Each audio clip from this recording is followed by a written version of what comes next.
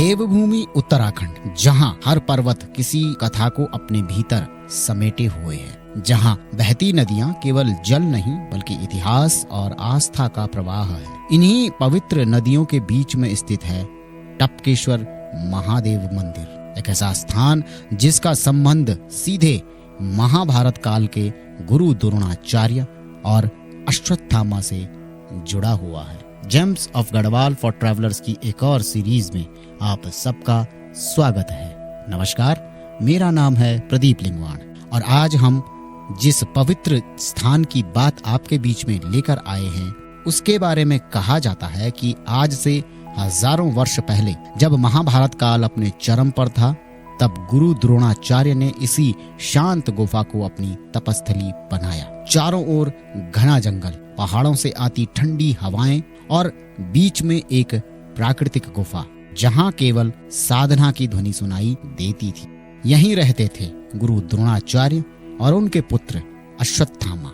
अश्वत्थामा महाभारत का वो योद्धा है जिसे अमर माना जाता है, एक ऐसा योद्धा जिसके पास अपार शक्ति थी लेकिन जिसका बचपन कठिनाइयों में बीता। कथाओं के अनुसार गुरु द्रोणाचार्य अत्यंत विद्वान और महान योद्धा थे, लेकिन उनका जीवन बहुत ज्यादा साधारण था। उनके पास धन संपत्ति कुछ भी नहीं थी। कई बार ऐसा समय आता था जब उनके परिवार के पास भोजन तक नहीं होता था। एक दिन बालक अश्वत्थामा ने देखा कि अन्य बच्चे दूध पी रहे हैं, वो भी दूध पीना चाहता था, लेकिन द्रोणाचार्य के पास इतना धन नहीं था कि वे अपने पुत्र के लिए दूध ला सके। कहा जाता है कि भूख और प्यास से व्याकुल अश्वत्थामा रोने लगे और अपने पुत्र की इस पीड़ा को देखकर उन्होंने इसी टपकेश्वर गुफा में बैठकर भगवान शिव की कठोर तपस्या की। दिन बीतते गए, ओम नमः शिवाय की ध्वनि गूंजती रही और फिर आखिरकार एक चमत्कार हुआ। गुफा की छत से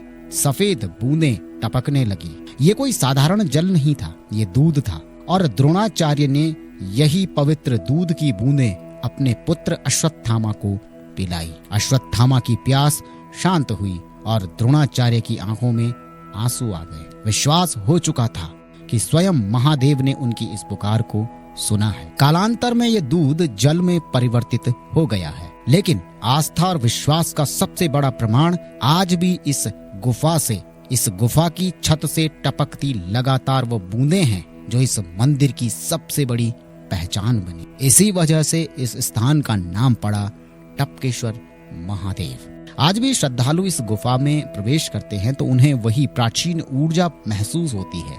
गुफा के अंदर स्थापित शिवलिंग, छत से निरंतर गिरता जल, मानो हजारों वर्षों से प्राकृतिक जलाभिषेक हो रहा हो। बहुत से लोग इसे धार्मिक चमत्कार मानते हैं तो कुछ इसे प्रकृति का रहस्य देखते हैं, लेकिन आस्था रखने वालों के लिए यह स्वयं महादेव की उपस्थिति का प्रमाण है। महाभारत की कथाओं में अश्वत्थामा अमर योद्धा हैं।